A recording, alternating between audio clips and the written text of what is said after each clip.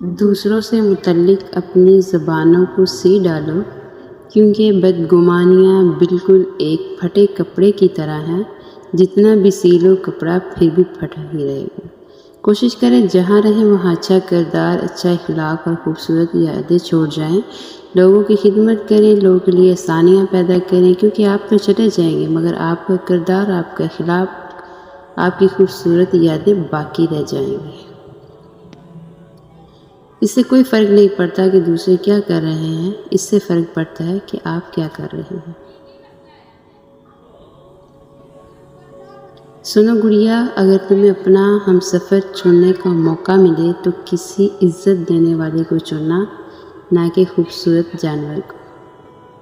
اگرچہ مختصر رہیں لیکن مخلص رہیں۔ کئی بناوٹی چاہنے والوں سے ایک مخلص چاہنے والا بہتر ہے۔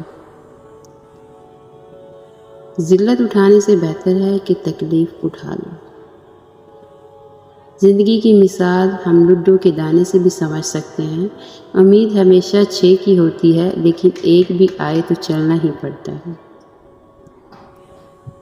سوچنے اور سوال کرنے کی عادت ڈالیں، ورنہ ساری زندگی بے شک کرتے رہیں گے۔ دوسروں کی مدد کرنے کے لیے ضروری نہیں کہ آپ بہت طاقتور اور امیر ہوں، صرف رحم دل ہونا ہی کافی ہوتا ہے۔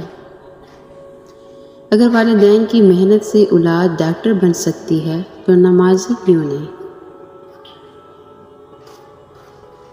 حقوق اللہ میں معافی شرط ہے اور حقوق العباد میں تلافی ضروری ہے۔ معافی اور تلافی کے بغیر والے کیس کا فیصلہ بروز قیامت ہوگا۔ اپنے کیس کا فیصلہ دنیا میں ہی کروا کے جائیں، حشر کا معاملہ بہت نازک ترین ہے۔ کرتوت بتاتے ہیں کہ تربیت ہوئی ہے یا پالا گیا ہے۔